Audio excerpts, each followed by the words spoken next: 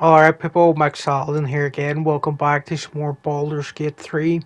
Today I'm just finishing up some stuff in the Underdark. Um, in and around this little camp where the Draugr were holding all the gnomes. I decided to do a few more tasks around here, explore a little more, and free some of these gnomes from their captors. I poisoned this little barrel of beer over here because I noticed this gnome was carrying it up to these two guys. And I thought that would be the best way to quickly free him without it turning into a big brawl or something. So I just slipped a poison into that beer keg, and it took these guys down pretty easily. This is the second time I've actually poisoned people like this. The first time was in the Goblin Camp, and it was really effective here as well. I'm really glad there's all these alternative methods to get around these kind of things. As Tyrion, he was very approving that I freed this guy from his master. He doesn't like the idea of slavery or masters or anything, mostly due to his backstory, of course, being a slave to his vampire master or whatever. Um, so yeah, that was the first gnome freed. I then looked around some more of this area, and I found this like sort of back hidden area that I hadn't been to yet. Just saved up before I opened this door because I thought there might be like a boss fight or something coming up, because this was a kind of out of the way sort of hidden area. So I used Aztarian. He's really the expert at lockpicking and all the stealth skills. He can pretty much get through anything now with all the plus threes and plus twos and stuff he has. So I found another gnome in here, but I decided to try to sneak around a while just to stay out of their line of sight. And I tried to get up to this barrel that was next to them and steal it because it looked sort of important the way it was standing there. Um, but I first tried to steal everything else as well. I was originally trying to get behind her and steal all the books, but I was trapped over here. I saw this rune powder barrel. I had X to steal it, but then Asterion just walked out into the path of this character, and then I just got caught and entered into this cutscene where this gnome, they threatened to blow us all up with this rune powder. It's apparently a pretty legendary explosive powder that people didn't even think was real. I try to calm her down because I'm not really interested in hurting her at all, really. I'm just here to free these gnomes, to be honest. So I think I managed to persuade her pretty easily. I'd rather have been my bard character than Aztarian during this because he's not as good at convincing people of things. But to be honest, it didn't go that badly, and he did pass the skill check. We managed to talk her down, and then we sort of negotiate a deal for some of the powder, the explosive powder, because I could use it to free the gnomes and that near guy who's trapped in that tunnel where the cave-in happened. And I thought this would just be a good time to get that the explosive rune powder. So I agree to it. I think it might come back to haunt me later because I'm letting this gnome, who seems to be some sort of like underground guerrilla fighter for some sort of gnome nationalist movement or something. I let her run off with the majority of the powder, and she said she's going to Baldur's Gate with it. And I'm hoping I don't get there, and then there's like a bombing campaign of Baldur's Gate going on when I get there, and it's because I let her escape with this powder. But in the moment, it seemed like the right thing to do. But this game is very good at making people make something seem like it's the good thing at the time, and then it comes back to haunt you later. They're really quite good at little twists and people not turning out to be the way you thought they would be. But anyway, it was finally time to fully free these gnomes who were digging at the cave-in site. I went back to my camp and I picked up a lot of these barrels that I'd been saving just for an event such as this, where I felt I was like really outnumbered and that it was going to take ages to take down all these guys in a straight up fight. Um, so I started planting barrels all over the place, sort of making a big trap for these guys. Trying to place them quite close together so that they would blow each other up. and like I would take out everyone at once. It sort of went mostly to plan. I did take out a lot of people in a second, but some of them did survive, and I think I accidentally took out one gnome by mistake, who's over at the dig site. The person called the apprentice or something like that. Um, Although they might have been a Draugr. I only noticed afterwards that there's a body over there that kind of looks like the size of a gnome. Um, but I'm not sure. But it is a bit of a tragedy that if a gnome did die here. But we'll see. I climbed up here, saved up in case it went completely badly. Shoved this guy off so he would be down there in the epicenter of the explosion. Got some alchemy fire potion and just threw it at the nearest barrel, and it set off a chain reaction. Uh, Now some of the barrels didn't explode because, well, I'm actually not quite sure why they didn't explode. I guess they were too far apart, so I had to fire another arrow, and that took out quite a lot more people. So it didn't go as dramatically as I hoped, where I took out everyone at once, but I did damage quite a lot of them. And most of the gnomes, I think, survived, like the main ones over there. Like the guy who we saved from the windmill who got recaptured, he's down there. Um, and these are people, they only took like a few shots to wipe out. So it wasn't the worst plan in the world. And I've just decided that from now on I'm just going to keep gathering barrels of wine and other explosives anytime I see them and storing them in camp, because you never know when you have to take out like a load of people at once. Um, I mean, I could have just waited a few days until like those that near guy just died in there on his own, and I could have avoided freeing the gnomes and just left them here and avoided this really tough fight. But I kind of told this sort of mushroom guy back at that mushroom village place that I was gonna bring him the head of Nier, and I also promised that poison goblin who I cured that I was gonna free her fellow gnomes. So I just had to go along with it and do this really elaborate plan where I once again blew up a load of people with barrels. It's really been my main tactic for any sort of tricky battle. Some barrels look like they didn't explode, but to be honest, when I went up to them to try to shoot them or whatever after this, they couldn't be targeted. So I think it was just a glitch where the barrels look like they're still there, but they've actually been destroyed.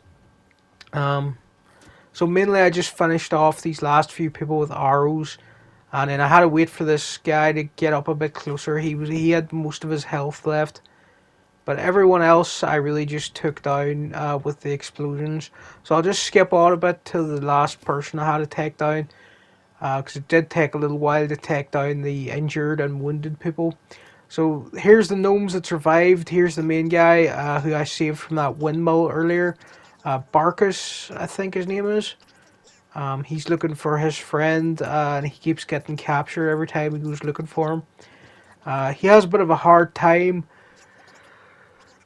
really thanking us for helping him. He doesn't want to admit that he was wrong, really. But I let him away with it because I sort of feel badly for him. So I just stole everything off all the dead Draugrs and sold it back, or I'll sell it later when I get back to camp or whatever. So these are the three gnomes that survived. I think there should have been a fourth one, because there is a body over here that's badly burned that I think might have been a gnome. They're called something like the apprentice or something. So I took down this shopkeeper so I get his inventory. He had a lot of magic weapons and stuff, rare, powerful ones. So that was a pretty big bonus that we took him down. These are the barrels that look like they haven't exploded, but you can walk right through them, and there's no option to target them or anything. So they actually did blow up, I think, and it just glitched out and makes it look like they're still intact. But yeah, I kind of destroyed all of them. Uh, So yeah, for anyone who is stuck at certain parts where you think you're overwhelmed with enemies, just plant a few barrels around and set up a nice little chain reaction, and you'll be surprised how many you can take out from a pretty easy vantage point. You have to be careful, of course, that you're not going to take down any friendly NPCs. But I didn't seem to get punished for this gnome who was in the crossfire, and I kind of actually like that it happened because it sort of adds more drama to this escape or whatever. That we did have one casualty, and it was a mistake. I didn't realize there was one of them that was going to be so close to the blast zone. Um, so now it was time to get this near guy out of here. Um, Barkus, he didn't want to move for some reason, and I was a bit wary of blowing him up, so I was just clicking on the rock, trying to reset the area to get all these guys to move. And then I was looking for the potion vial of all the rune powder or whatever, and I was just trying to set it down. Sometimes manipulating things like this, like trying to set objects down in a specific place in the world, can be a bit tricky with the camera and stuff. It's probably a lot easier on PC. It's just one of those things that doesn't translate that well to console, but it is doable, and I can put up with it because it's like only once every, I don't know, 30 hours that I have to do something like this where I'm trying to precisely place an explosive right next to some rocks or something. So that time I planted it and they all ran away because they were aware that it was going to blow up. I changed to Aztarian because he has the fireball spell, of course. Saved in case anything goes wrong. And then I just blew up the bomb, I think. Or, oh wait, did I have to reload that? I guess I messed up or something and I had to do it again. I guess Aztarian blew himself up. Oh, there, I blew myself up that time, actually. But thankfully, all the gnomes survived. Aside from that one, the apprentice, or who at least I think is called the apprentice, who accidentally died. And of course, this gnome near throws her into the lava.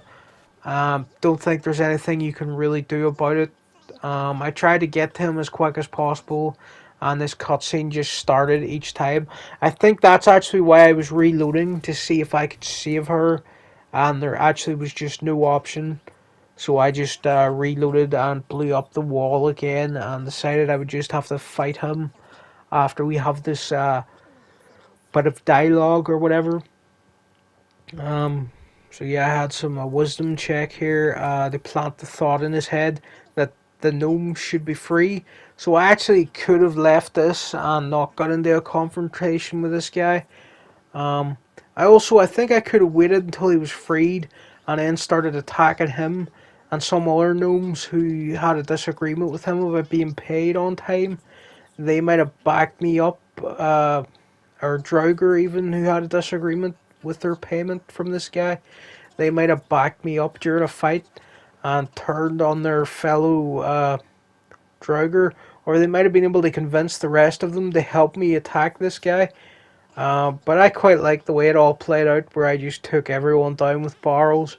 It's becoming a bit of a trademark signature move for me, is just to plant explosive barrels close to a load of enemies and just take them down that way. And to be honest, it's a mechanic in the game, so I might as well utilize it. And if it's working for me, it's working, like, so yeah, I should have called this character Guy Fawkes because of how many explosive barrels they used during this playthrough.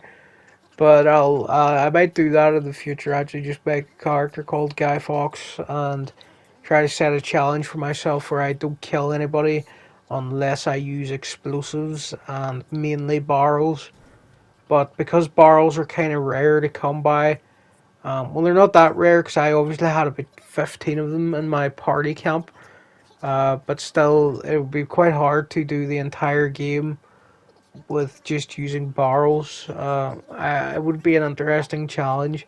I suppose you don't have to take down every enemy in the game. There's a lot of people you could talk your way past to preserve your battles or your barrels for fights that really do require them.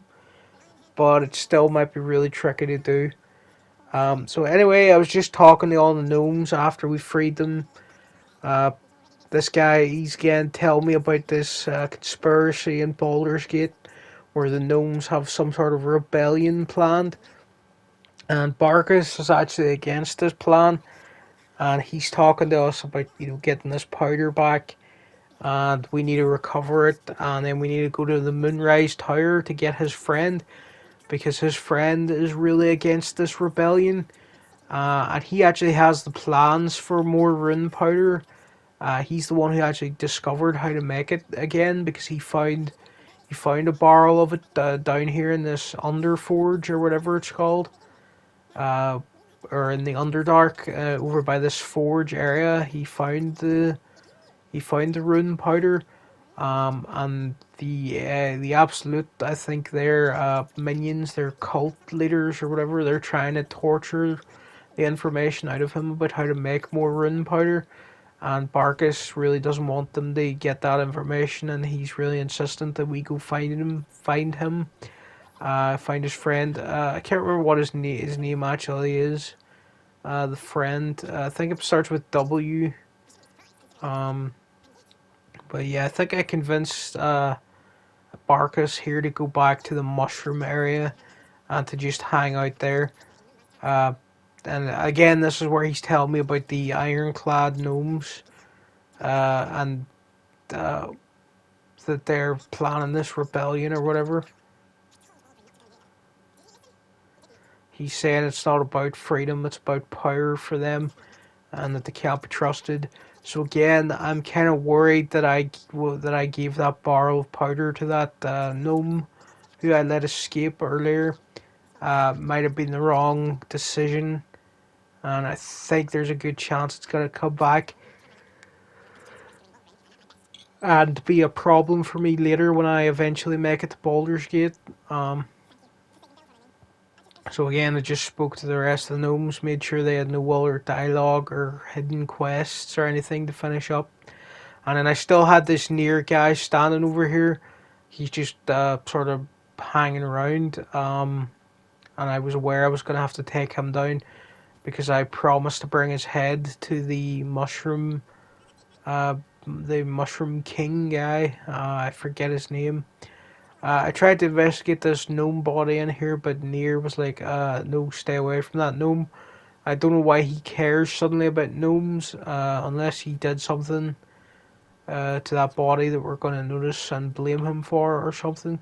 Because I think he might have killed that gnome in there rather than the toxic gas or whatever. So I was trying to stealth to get a sneak attack on this guy, but he kept catching me, so I just attacked him. And then I used deception, I think, to tell him it was an accident. There's nothing to worry about. And then I just attacked him again. That really was like 2 free hits on him. I could have bribed him to get another free hit, but no, I was just like, okay, I'm just gonna get into this fight now because he's wounded, and we can probably do quite a bit of damage to him before he can even do anything to us. And because he doesn't have all his friends backing him up anymore, the Draugr, like they've all been wiped out, he's not going to be really much of a problem here. He was dodging quite a few of my attacks, but yeah, Karlak made quick work of him. And then I think I just take his head, and there's actually a little cutscene where you have to use a strength check. I think I just saved in case I failed the strength check. To take his head so we can go show it to the Mushroom King guy. I can't remember any of the mushroom people, if they even are mushrooms. Those plant-like people, I can't remember their names. They're just like a hive mind, and I can't remember what it's actually called.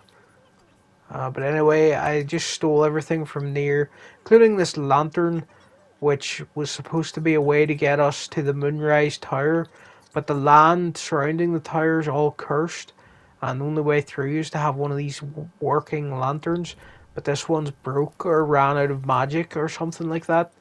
But I took it anyway because I thought maybe there'll be a way to repair it,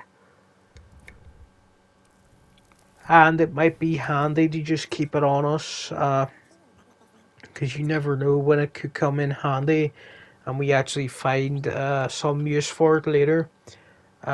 Again, just speaking to the gnomes, making sure everything around here was alright, because I don't think I can come back to the Underforge or this area once I go back and head to the mountain pass, which is what I'm gonna do next.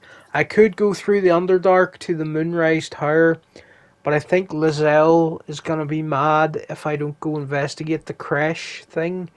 And I've pretty much done everything I wanted to in the Underdark. At least that I know of. There could be hidden stuff. There probably is that I missed. But yeah, first I went back to the Mushroom Town, as I've been calling it. Just spoke to the Poison Goblin. She was happy that everyone seemed to have escaped. And she's talking about going to Baldur's Gate and that we might see her again there. And you can have some dialogue here about how the Ironclad gnomes have their plan or whatever. And you can speak a little bit about that. But she didn't have much else to say. And again, here was the main gnome that we broke out of the mining area or whatever you would call that. And then I spoke to the sovereign. That's the name of these mushroom people. The sovereign. I showed him the head of Near. It's quite funny that you just actually really do bring his head back to him, and it's so well animated the way the mouth is just lolling open and whatever. So then they did a bit of a dance, very celebratory, very happy that this guy's gone, because he originally attacked their village or whatever, and they just really wanted rid of him. Uh,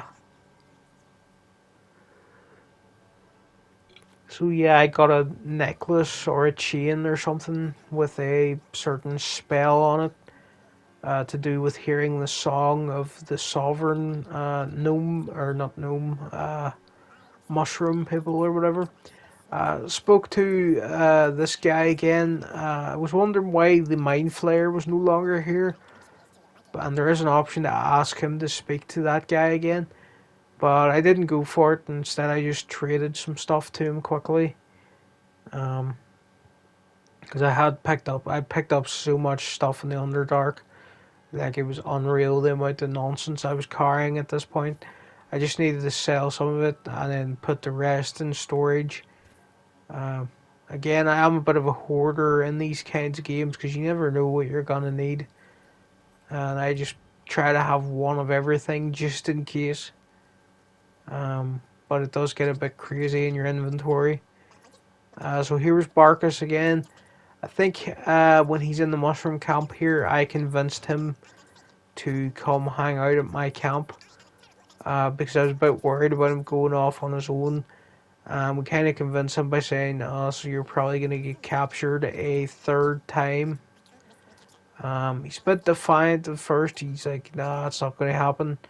But then he sort of comes around to it, and he says he's thinking about it, and then he just sort of agrees to hang out in our camp. So I don't know how long he's going to be there. Probably until we go to Moonrise Tower. Yeah, the Moonrise Towers, I think it was called. He's probably just going to hang about in our camp. Him and Haslin, the druid, who are still standing about in our camp. Um, Haslin hasn't really had a lot to say or do at the moment. I was hoping I could bring him out into my party, and we could use him as a party member and maybe turn him into a bear or whatever. That might be possible later on. But at the moment, Haslin and this gnome guy, when I send them back to the camp, they're just sort of standing around doing their own thing. I do like having them in the camp. It makes the camp feel more lively and busier, and I just do enjoy that atmosphere and feeling of being in a busy camp. But I do wish you could just make them full party members for as long as they're in your camp, and that they would come help you fight some people or whatever. That would be pretty funny. Um, Pretty helpful too in the case of Haslin, because he can turn into a bear, and that would be really, really helpful in certain situations. Just whipping out a bear. It might make even some lower level enemies just die in one hit if we used Haslin. But anyway, before I fully left the Underdark, I came back to this little temple I'd found before, and jumped out this window because I hadn't been over this way properly yet. Blew up that exploding mushroom because when you walk past those, they obviously, just blow up on you and do some serious damage to you. So I noticed there was a lot of like statue like people over here, and I felt I was going to be running into like a basilisk type enemy or something mythical like that because of all these like stone enemies, and I was a bit worried about it because I don't have any potions that cure petrification. At least I don't think so. There might be some spells. Maybe Shadowheart has a spell to cure that, but again, I'm pretty unfamiliar with the magic systems and stuff in Baldur's Gate. Um, so I heard some stuff exploding over here, which seemed a bit strange. And I stood up out of my hiding state, and then this big like eyeball thing showed up, big dark tentacle eyeball monster. And then this little cutscene played, of course, where we're just looking at all these statue guys, and then the eye pops up behind us, really, and it's quite intimidating. Has a lot of health. I think it has 125 HP, and it also seems to have the ability to just like paralyze you or petrify you. Um, but I thankfully do manage to recover from this like poor start. I wonder if there'd been a way to cast see invisibility around there, and I might have been able to get the drop on that enemy. I'm not sure if it's too powerful for like that kind of scroll to work on it, but it might have been useful to be able to see the giant eye and take it by surprise before it was able to ambush me. Um, it also has the ability to start waking up all the petrified people around here that were its previous victims and seemingly manipulate them into fighting for it, which is an interesting tactic for a battle. But yeah, it wasn't really helping it too much, and I decided to concentrate most of my attacks on the big eyeball guy because there was a chance that he might, like surrender when his health gets too low, or not surrender, but he might surrender the victims that he's collected, and let them like return to flesh and blood or something. So that's why I was trying to take it down first. And thankfully, I was getting a lot of hits in on it and doing quite a bit of damage to it. And I think one of the guys, or two of them, actually broke out of their trance or whatever, but only one of them survived. And then I spoke to him after this. Got this really rare amulet, which I gave to Shadowheart, I think, because it had a lot of magic abilities and stuff. So that guy died, and then this drow, because they all seem to be drow elves that were escorting this wizard guy to the Underforge, as I keep calling it, or the Grim Forge, I think it's actually called. But I've been there already and done all that stuff, so I was kind of finding this out of order. You were probably supposed to find these guys earlier and sort of get a hint that there's this big quest for the forge going on, and that this wizard guy was trying to get to it. But his task failed, or his expedition failed, and now he's dead over here, of course. I'd like to keep him alive in another playthrough and see how that goes. But yeah, this time I just robbed him, stole all his stuff. He had some quite good, quite interesting items. And he had this memory shard, which I used here. Again, it just shows me a cutscene of the Underdark, or the Underforge, or whatever it's called.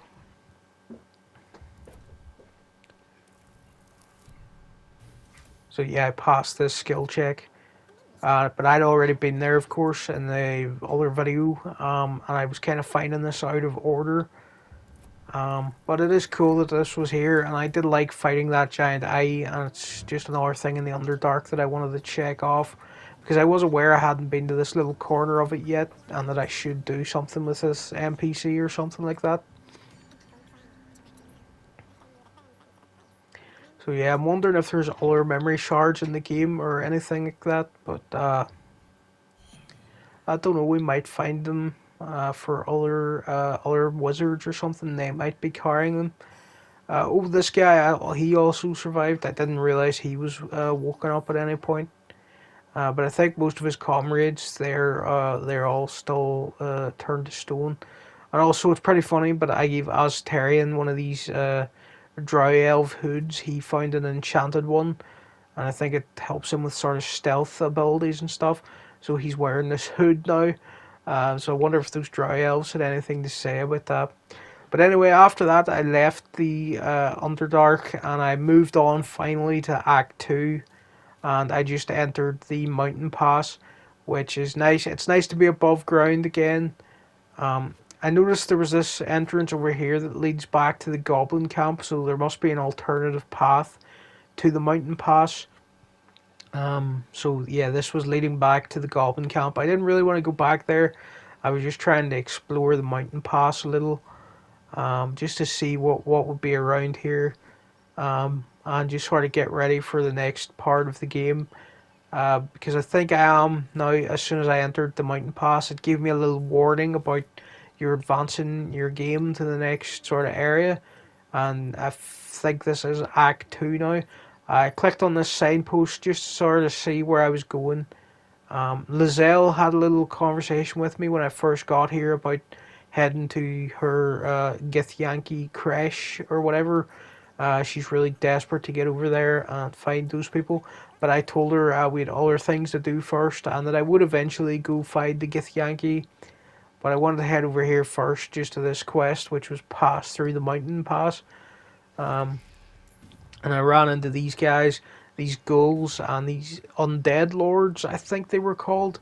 They seem to be like Grim Reaper type enemies that could keep resurrecting these ghouls or summoning new ones. The ghouls themselves, they went down pretty easily.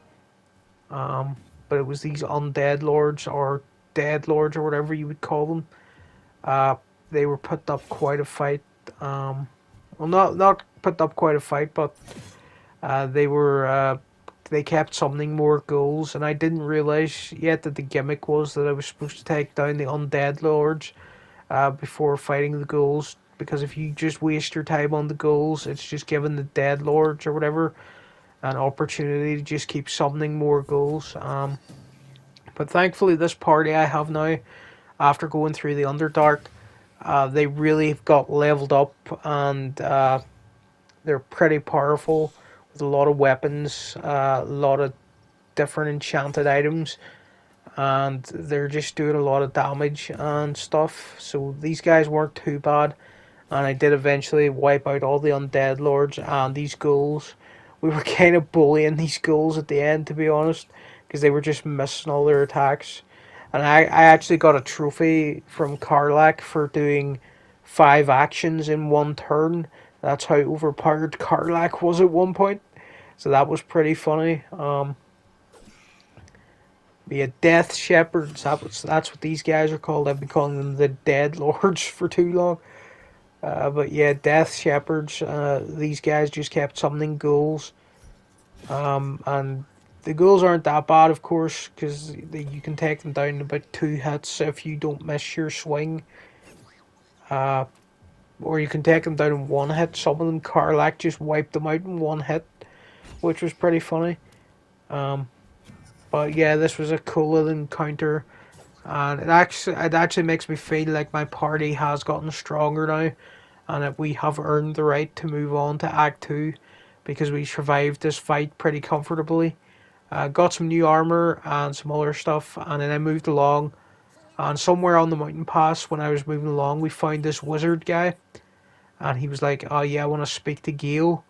I've got this offer or this message for him from the goddess that Gale was romancing or whatever, and she's gonna forgive him for his mistake with the orb that he consumed or that's stuck in him and given him all these problems with magic." So I said, if there's time, we'll go do that quest. Again, I'm still not that invested in Gale yet. I guess it's just because on this playthrough, Gale and Will, they're unfortunately being left at the wayside, because I just prefer using my ideal party is Karlach, Aztarian, and Shadowheart, because as Tyrion, he's the rogue. He unlocks all the doors, opens all the chests, sneaks up behind people, pickpockets, does all that stuff. Karlach is just a tank that I send into battle first, that just completely demolishes people. And then Shadowheart is our like healer and support. And my character's sort of an all rounder. They do support, and they also get in like a fair amount of damage with their like sword and archery stuff. And they inspire everyone with their bardic inspiration and all that kind of stuff. So that's always the party that I'm using mainly. But I'm getting a bit more interested in Gale after this wizard guy showed up, and I'm looking forward to seeing what else happens in the mountain pass. So yeah, thanks for watching, people, and I'll see you again next time with some more Baldur's Gate 3.